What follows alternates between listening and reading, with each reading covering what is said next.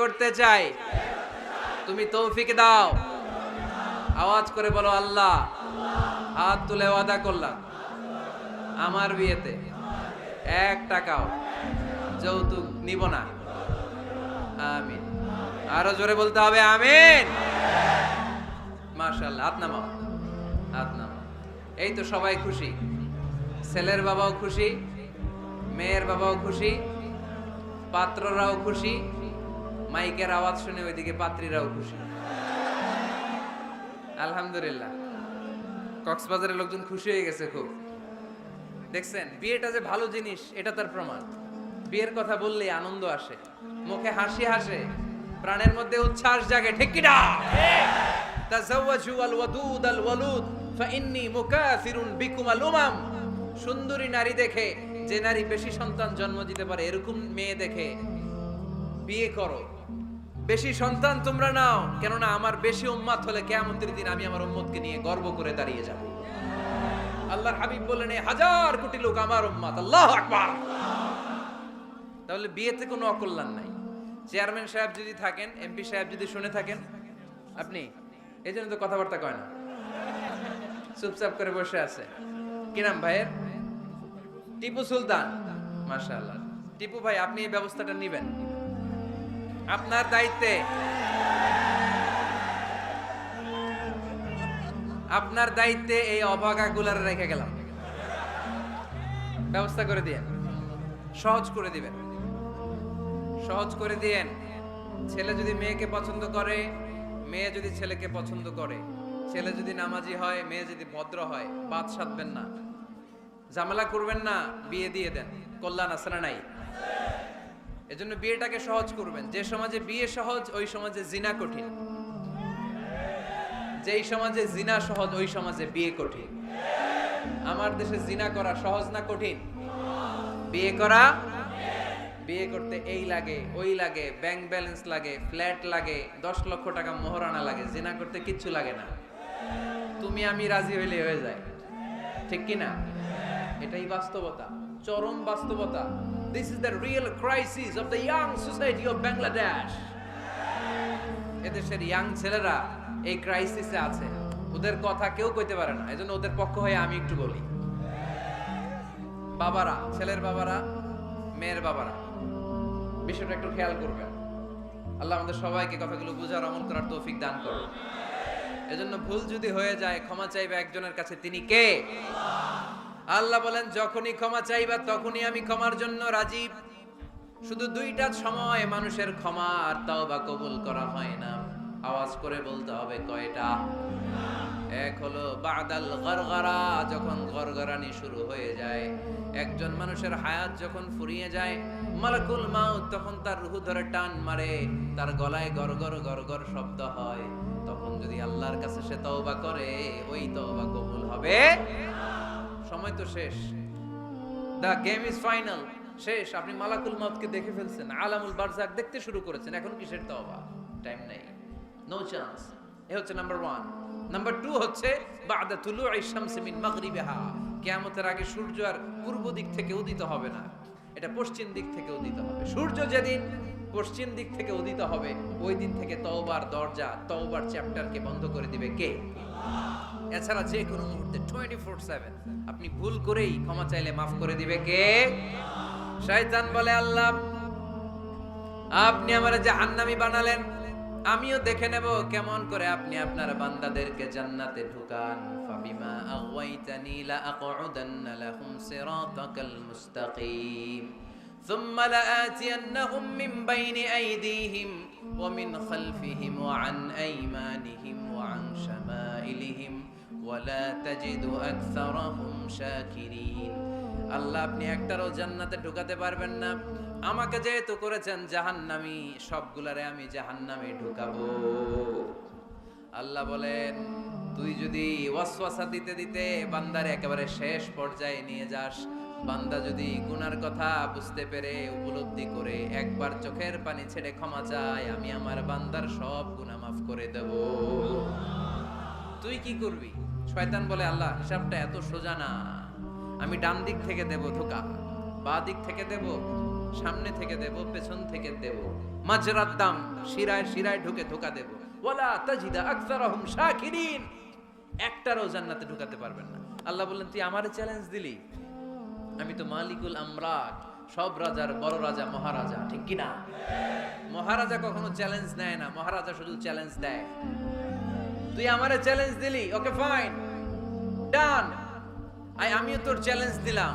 ওয়া ইজ্জতি ওয়া জালালি ওয়া ইরতিফাই মাকানি, আমার ইজ্জতের কসম, আমার জালালিয়াতের কসম, আমার ক্ষমতার কসম, তুই আজীবন ওয়াসওয়াসা দিতে দিতে গোমরাহ বানাবি, পাপ কাজ করাবি, কিন্তু একদিন যদি সে অনুতপ্ত হয়ে আমার কাছে ক্ষমা চায়, আমি জীবনের সব গুনাহ মাফ করে দেব।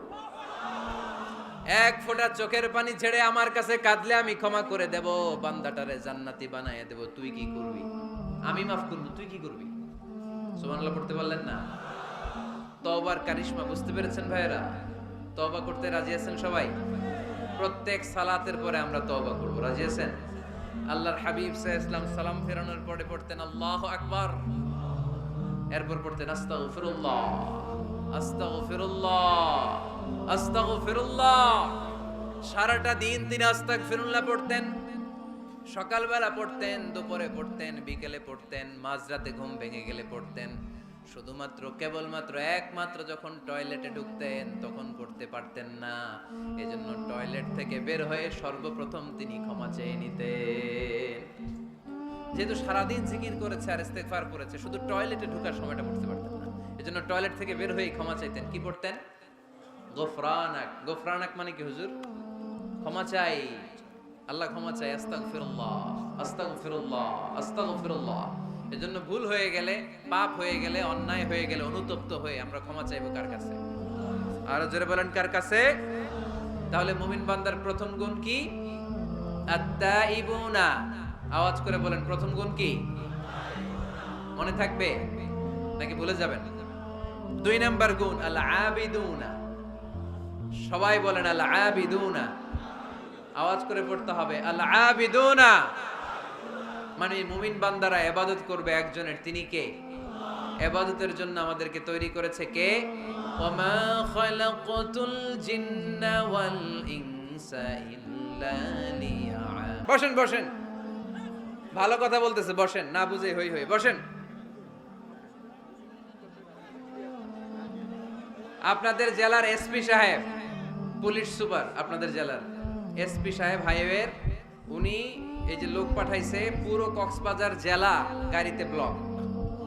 আমি তো শহর থেকে আসছি, আমি কক্সবাজার শহর থেকে আসছি, আমি দেখেছি এই ছেলেপেলারা যদি ধাক্কাধাক্কি করে আমার গাড়ি না আনতো, ফারুক ভাইয়ের গাড়ি এখান দিয়ে ঢুকতো না। তো এসপি সাহেব আশঙ্কা করছে যে অনেক ঝামেলা হতে পারে, এজন্য যারা যত্রতত্র গাড়ি পার্কিং করেছেন তারা যেন গাড়িগুলোকে সরায় ফেলেন, এই ঘোষণাটা আসছে ওখান থেকে। এজন্য উল্টাপাল্টা যদি কেউ পার্কিং করে থাকেন, রাস্তায় যদি কেউ জ্যাম লাগায় থাকেন, নিজ দায়িত্বে আপনি আপনার লেনে থাকবেন। ঘোষণাটি শেষ হলো। বসেন বসেন বসেন বসেন বসেন। আবার আওয়াজ শুরু হয়েছে। মুমিন বান্দার 2 নাম্বার গুণ কি বলেন?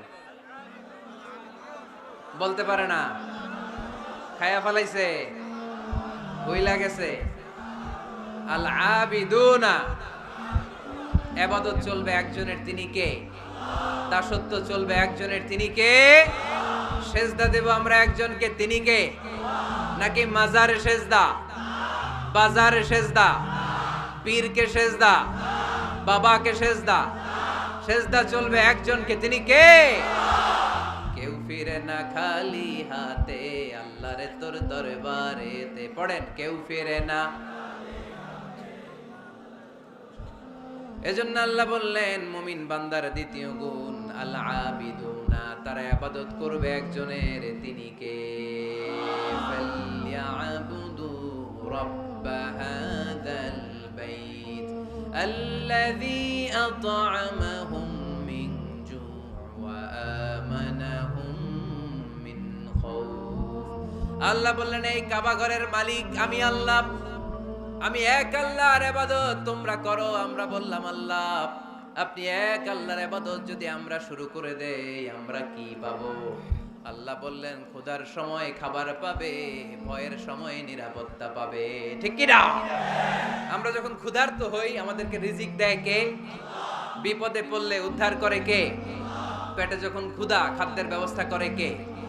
দিও তৃষ্ণা পেলে ঠান্ডা পানি, ক্ষুধা পেলে লবণ ভাত। আল্লাহ এই গরিবের শোনো শোনো মোনাজাত, আল্লাহ এই গরিবের শোনো শোনো মোনাজাত, আল্লাহ এই গরিবের। পড়েন আমিন। এই কাবা ঘরের রবের যদি ইবাদত করো, আল্লাযী আত'আমাহুম মিন জু, যখন তোমরা ক্ষুধার্ত থাকবে তোমাদেরকে রিজিক দিবে কে? ওয়া আমানাহুম মিন খাউফ, বিপদের সময় নিরাপত্তা দিবে কে? এজন্য মুমিন বান্দার দ্বিতীয় গুণ, আল আবিদুনা, সব সময় ইবাদত করে কার?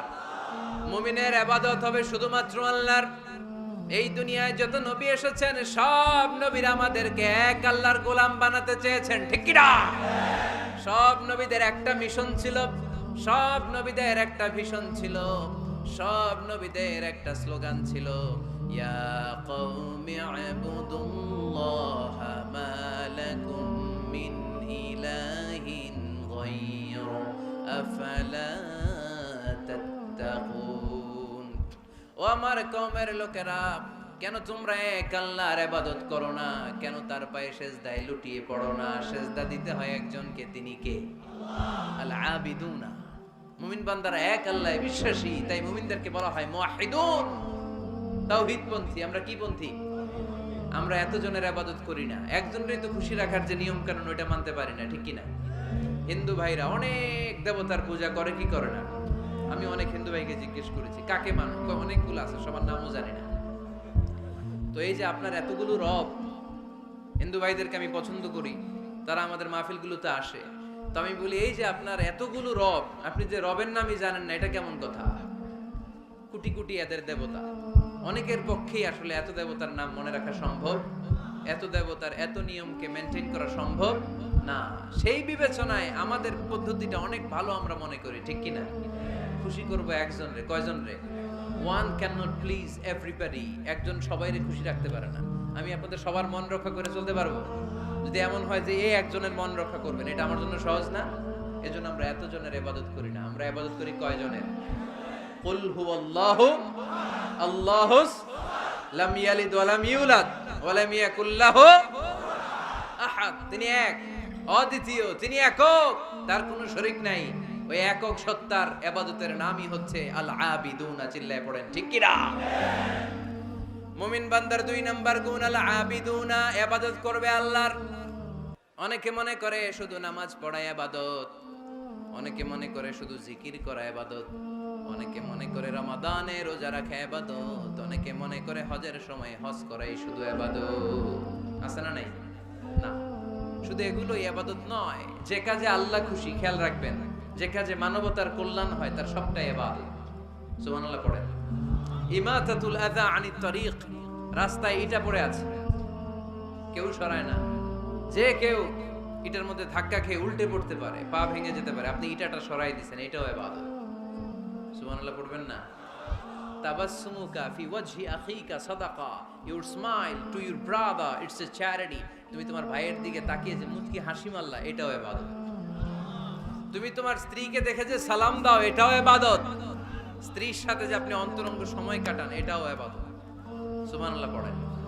অফি বুদআই আহাদিকুম সাদাকা, অফি বুদআই আহাদিকুম সাদাকা, অন্তরঙ্গ সময় যে তোমরা স্ত্রীর সাথে কাটাও, এটাও ইবাদত, এটাও সাদকা দেওয়ার সওয়াব। আল্লাহর হাবিব যখন একথা বললেন, সাহাবারা অবাক। সাহাবারা বলতে শুরু করলো, ইয়া হাবিবাল্লাহ, এটা কেমন কথা? স্ত্রীর সাথে আমরা অন্তরঙ্গ মুহূর্ত কাটাবো, এটাতেও সওয়াব হয়? আল্লাহর হাবিব বললেন, এই অন্তরঙ্গ মুহূর্ত স্ত্রীর সাথে না কাটিয়ে যদি পরকীয়া করতে, গুনাহ আছে না নাই? তাহলে এই সময়টা যদি স্ত্রীর সাথে কাটাও, প্রতি মুহূর্তে তোমার আমলনামায় সওয়াব দিয়ে ভরে দিবে কে? আল আবিদুনা, এটা ইবাদত। বৃক্ষরোপণ কর্মসূচি, এর চেয়ে বড় ইবাদত হতে পারে? আল্লাহ এই গাছগুলোর ওসিলায় আমাদেরকে বাঁচিয়ে রেখেছে। ঠিক কিনা? আমরা যে গ্যাসটা নিয়ে শ্বাস নেই, এটার নাম কি? অক্সিজেন। ছাড়ি কোনটা? Carbon die oxide. তো এই যে অক্সিজেন নেই, এটা আসে কোত্থেকে? গাছ থেকে। গাছ লাগান, পরিবেশ বাঁচান। গাছ লাগান, পরিবেশ বাঁচান। এই গাছ লাগানোর চেয়ে বড় ইবাদত হতে পারে না। আপনি গোটা মানব সভ্যতাকে বাঁচালেন, ঠিক কি না? একজনকে যদি আপনি বাঁচান, কেমন যেন গোটা বিশ্বের সবাইকে আপনি বাঁচালেন। এজন্য গাছ লাগানোর চেয়ে ভালো ইবাদত হতে পারে না। ঋণ দেয়া এর চেয়ে ভালো ইবাদত আর হতে পারে। দুইজনের মধ্যে ঝগড়া মিলিয়ে দেয়া, পারবেন না মিলাই দিতে? নাকি একটু লাগাই দিবেন? আর কি করবেন? মিলাই দিবেন। এরা যে বলবেন, আরে ভাই উনি তো আপনাদের সালাম দিছে, এ বলবে ঘটনা কি? 2 মাস ধরে কথা কয় না, সালাম দিল, এটা আবার কেমন কথা? তার একটু আঁকা হইলেই একে দেখে মুচকি হেসে দিবে, ও ওর দেখে সালাম দিয়ে দিবে, ঠিক কি না? মাঝখানে আপনার আমলনামাটারে বাড়ি করে দিবে কে? আল আবিদুনা ইবাদত। রক্ত দিবেন, রক্তদান কর্মসূচি, ব্লাড ডোনেশন প্রজেক্ট, এর চেয়ে বড় ইবাদত হতে পারে? জীবনে একবারও রক্ত দেন না এরকম আছেন? হাত তোলার দরকার নাই। রক্ত দিছেন কারা কারা দেখি? কি জন্য দিছেন? জাতির জন্য? আমরা তো রক্ত জাতির জন্য দেই অনেক সময়, হ্যাঁ, সওয়াবের জন্য। হাত নামান, মাশাআল্লাহ। বাকিরাও দিয়েন। খুব বেশি অসুস্থতা, ভয়ঙ্কর রোগের জটিলতা এগুলো না থাকলে প্রতি 4 মাস 6 মাস অন্তর অন্তর আপনি রক্ত দিতে পারেন। যদি আপনি রক্ত না দেন, আপনার দেহের যে ব্লাড সেলগুলো আছে প্রত্যেক 4 মাস 6 মাস অন্তর অন্তর এগুলো এমনি ভেঙে যায়, ভেঙে নতুন সেল গঠন হয়। আপনি দিলে একজন বাঁচত, না দিলে এগুলো এমনি নষ্ট হয়ে যায়। সুবহানাল্লাহ পড়বেন না? রক্ত দেওয়ার মতো ভালো কাজ হতে পারে? মানুষ বাঁচানোর মতো? প্রায় দেখবেন ফেসবুকে বা টিভিতে, বিভিন্ন সোশ্যাল মিডিয়াগুলোতে নিউজ আসে, একজন মুমূর্ষ রোগীকে বাঁচাতে রক্তের প্রয়োজন, রক্তের গ্রুপ এ পজিটিভ। কোন সহৃদয়বান ব্যক্তি যদি থাকেন তাহলে রক্ত দিয়ে আমাদেরকে সাহায্য করবেন, এরকম ঘোষণা আছে না নাই? আমরা এগুলোকে এড়িয়ে যাই, আমরা সাহায্য করতে চাই না। আপনি যদি রক্ত দেন, জীবন বাঁচান, এর চেয়ে বড় ইবাদত আর হতে পারে? আপনি যদি নলকূপ স্থাপন করে দেন, হাজার হাজার পথিক এই নলকূপের পানি খেয়ে তৃষ্ণা নিবারণ করবে, এটাও ইবাদত, ঠিক কিনা?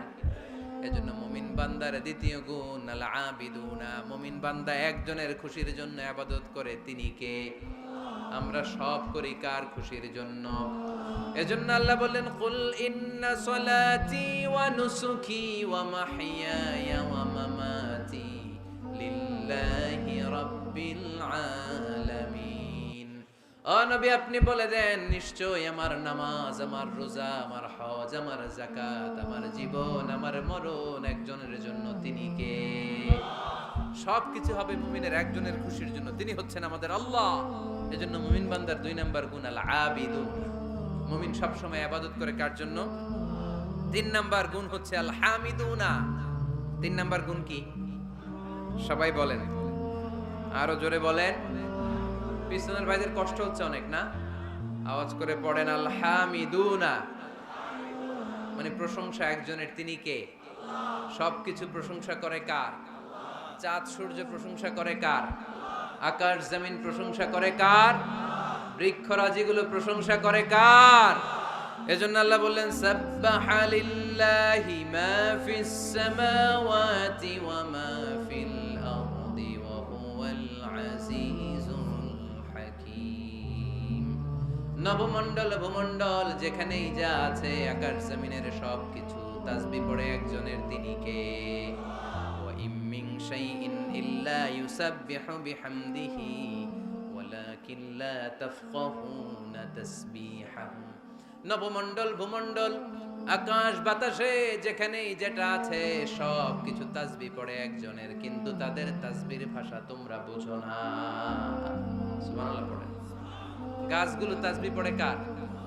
শুনতে পাই, শুনতে পাই আমরা। পাখিগুলো জিকির করে কার? শুনতে পাই, কারণ ওই কান আমাদের নাই। ওই কান যাদের আছে তারা শুনতে পায়। সুবহানাল্লাহ পড়েন। পাখিরা যায় উড়ে যায় আকাশের ওই নীলিমায়, নদীরা যায় ছুটে যায় সাগরের ওই মোহনায়। পাখ পাখালি আর সাগরে নদী, পাখ পাখালি আর সাগরে নদী, কার গুণগান গায়। আল্লাহু আল্লাহ, আল্লাহু আল্লাহ, আল্লাহর গুণগান গায়। পড়েন, আল্লাহু আল্লাহ আল্লাহু আল্লাহ, আল্লাহর গুণগান গায়। চিল্লায় পড়েন সুবহানাল্লাহ। তাহলে প্রশংসা চলবে একজনের, তিনি কে? শুরুতেই বলেছি আল্লাহর প্রশংসা করে কখনো কোনোদিন শেষ করা যাবে। এজন্য মুমিন বান্দার 3 নাম্বার গুণ হচ্ছে আল হামিদুনা। 3 নাম্বার কি? হামিদুনা। প্রতিদিন সালাতের শুরুতে সূরা ফাতিহাতে আমরা এই প্রশংসার ঘোষণা দেই, আমরা পড়ি আলহামদুলিল্লাহি রাব্বিল আলামিন। সকল প্রশংসার মালিক ওই আল্লাহ, যিনি হচ্ছেন রব্বুল আলামিন, গোটা বিশ্বের যিনি রব। চাওয়ার আগে যিনি দিয়ে দেয় তার নাম রব। যার যখন যেটা যতটুকু লাগে তাকে তখন সেটা ততটুকু ফরিয়াদ করার আগেই যিনি দিয়ে দেয় তার নাম রব। আমরা ওই রবের প্রশংসা করি, আমরা পড়ি আলহামদু। কি পড়ি? আলহামদু মানে সকল প্রশংসা। আল্লাহর হাবিব সাল্লাল্লাহু আলাইহি ওয়াসাল্লাম কিয়ামতের দিন একটা পতাকা ধরে রাখবেন এইভাবে, ওই পতাকার মধ্যে লেখা থাকবে আলহামদু। কি লেখা থাকবে? এটাকে বলে লিওয়াউল হামদ, হামদের পতাকা। কারণ এই পৃথিবীতে আল্লাহ তাআলা সবচাইতে বেশি প্রশংসা যিনি করেছেন তার নাম মুহাম্মদ সাল্লাল্লাহু আলাইহি ওয়াসাল্লাম। মুহাম্মদ মানে প্রশংসিত। আবার ওনার আরেকটা নাম হলো আহমদ। আহমদ মানে যিনি সবচাইতে বেশি প্রশংসা করে, ঠিক কিনা? আবার কিয়ামতের দিন সবচেয়ে বেশি প্রশংসার নমুনা স্বরূপ প্রশংসার পতাকা নিয়ে তিনি দাঁড়িয়ে থাকবে। প্রশংসার পতাকা নিয়ে বিশ্বনবী জান্নাতীদেরকে নিয়ে ছুটবেন জান্নাতের দিকে। এক হাতে পতাকা, আরেক হাতে জান্নাতে নক করবেন। নক করার সাথে সাথে খাজিনুল জান্নাহ, জান্নাতের রক্ষী ফেরেশতা বলবে মান আনতা, তুমি কে? আল্লাহর হাবিব বলবেন আনা মুহাম্মদ, আমি মুহাম্মদ সাল্লাল্লাহু আলাইহি ওয়াসাল্লাম। জান্নাতের ফেরেশতারা বলবে ঠিক আছে, আপনার জন্যই খুলতে বলা হয়েছে, আর আমাদেরকে এই নির্দেশ দিয়ে দেয়া হয়েছে যে আপনি ছাড়া কারো জন্য যেন এই জান্নাতের দরজা আমরা না খুলি, আপনার জন্যই যেন এই দরজা খোলা হয়। পড়েন সুবহানাল্লাহ। এজন্য প্রশংসা চলবে একজনের, তিনি কে? আল্লাহর প্রশংসা করে শেষ করা যাবে? মুমিনদের বৈশিষ্ট্য সব সময় আল্লাহর প্রশংসা করে। মুমিন সব সময় পড়ে আলহামদুলিল্লাহ। সব সময় কি পড়ে? আলহামদুলিল্লাহ। সুখ আছে আলহামদুলিল্লাহর ভিতরে। সুখ আছে কিসের ভিতরে? আওয়াজ করে সবাই পড়েন তো আলহামদুলিল্লাহ। মুমিন বান্দার 4 নাম্বার গুণ হলো আস-সাইহুনা।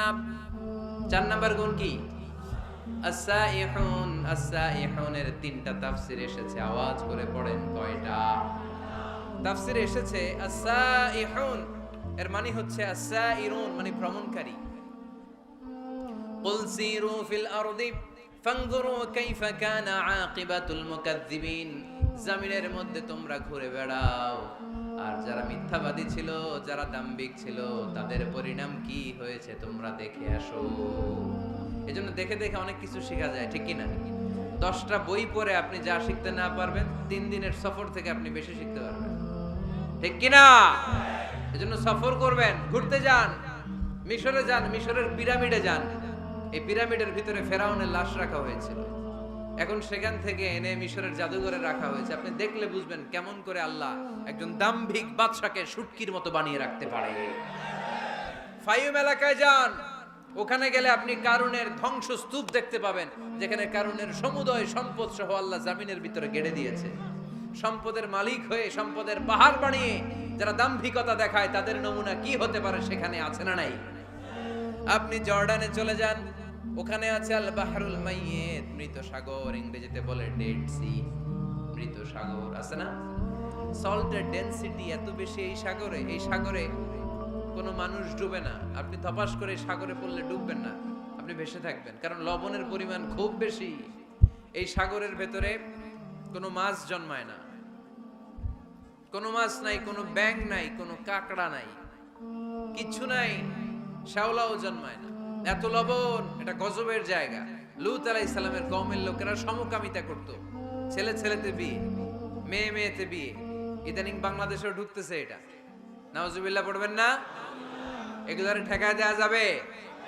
এগুলোকে রুখে দেওয়া যাবে? মুসলমান সাবধান, খুব সাবধানে থাকতে হবে।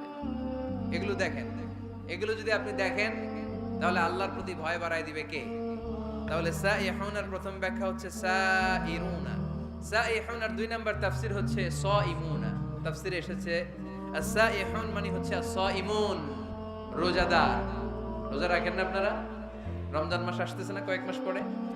রমাদানের রোজা যারা রাখে তারা হচ্ছে সাইহুন। আবার নফল রোজা যারা রাখে, সোমবার বৃহস্পতিবার আল্লাহর হাবিব রোজা রাখতেন, আপনারা মাঝে মাঝে রাখেন। আরাফার রোজা রাখতেন আল্লাহর হাবিব, আশুরার রোজা রাখতেন। প্রতি মাসের আইয়ামুল বিদ 13, 14, 15 এই 3 দিনের রোজা রাখতেন। কক্সবাজারের ভাইয়েরা এই রোজাগুলো আপনারা রাখেন না? না রাখেন? মুরব্বীরা রাখতে চায়, অনেক বোনেরা জিজ্ঞেস করে যে কখন রোজা রাখলে ভালো হবে, এদেরকে এগুলো জানাই দিবেন। রোজা রাখার কি ফজিলত শুনেন। ইন্না ফিল জান্নাতি সামানিয়াতু আবওয়াব, জান্নাতে 8টা দরজা আছে। কয়টা? মিনহা বাব ইউসাম্মা আর-রায়্যান, সেখানে স্পেশাল একটা দরজা আছে, ওটার নাম আর-রায়্যান। লা ইয়াদখুলুহু ইল্লা সাইমুন, রোজাদাররা ছাড়া কেউ ওই রায়্যান দরজা দিয়ে ঢোকার সুযোগ পাবে না। মান দাখালাহু লাম ইয়াজমা আবাদা, একবার রায়্যান দরজা দিয়ে যে ব্যক্তি ঢোকার সুযোগ পাবে, কিয়ামতের জন্য তার গলার তৃষ্ণা মিটিয়ে দিবে কে? সাইহুনার 3 নাম্বার ব্যাখ্যা হলো আল মুজাহিদুনা, যারা জিহাদ করে তারা আল্লাহর প্রিয়।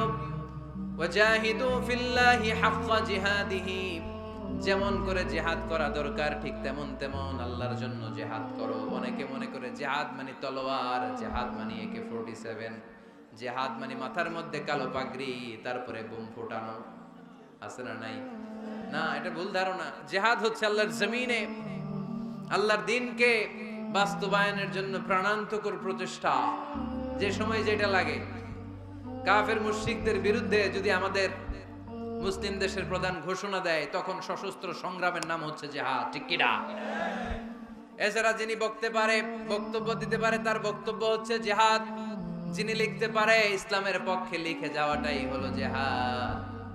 যার প্রশাসনিক ক্ষমতা আছে, প্রশাসনের চেয়ারে বসে ইসলামের উপকার করার নাম হলো জিহাদ। অনেকে জিহাদের সাথে জঙ্গিবাদকে গুলায়, আছে না নাই? জিহাদ এক জিনিস, জঙ্গিবাদ আরেক জিনিস। জঙ্গিবাদ হচ্ছে মানুষের অকল্যাণ করা, মানুষের সম্পদকে নষ্ট করা, মানুষের উপর জুলুম করা হচ্ছে জঙ্গিবাদের অপর রূপ। চিল্লায় বলেন ঠিক কিনা? আর জিহাদ হচ্ছে মানবতার কল্যাণে কাজ করা, সত্যের পক্ষে থাকার নাম হচ্ছে জিহাদ। যারাই সত্যের পক্ষে, যারাই কল্যাণের পক্ষে, তারা হলো মুজাহিদ। আর যারাই সত্যের বিপক্ষে, তারাই হচ্ছে জঙ্গি। আল্লাহর হাবিব সাল্লাল্লাহু আলাইহি ওয়াসাল্লাম ছিলেন মুজাহিদ, আর জঙ্গি ছিল আবু জাহেল, ঠিক কিনা? সাইয়েদনা ইব্রাহিম খলিল ছিলেন মুজাহিদ, নমরুদ ছিল জঙ্গি। মুসা আলাইহিস সালাম ছিলেন মুজাহিদ, তাহলে জঙ্গি ছিল কে? চিল্লায় বলেন কে? এখানে আপনারা যারা কোরআনের পক্ষে, প্রত্যেকে এক একজন মুজাহিদ। চিল্লায় বলেন ঠিক কিনা? আর যাদের এই কোরআনের মাহফিলকে পছন্দ হয় না, কোরআনের আওয়াজ যারা সহ্য করতে পারে না, কোরআনের উচ্ছ্বাস আর আবেগকে যারা থামিয়ে দিতে চায়, এরাই এক একটা জঙ্গি। চিল্লায় বলেন ঠিক কিনা? এরাই জঙ্গি। জিহাদ হচ্ছে মুসলিমের পক্ষে, মুসলিমের হক আদায় করার মিশনের নাম হচ্ছে জিহাদ।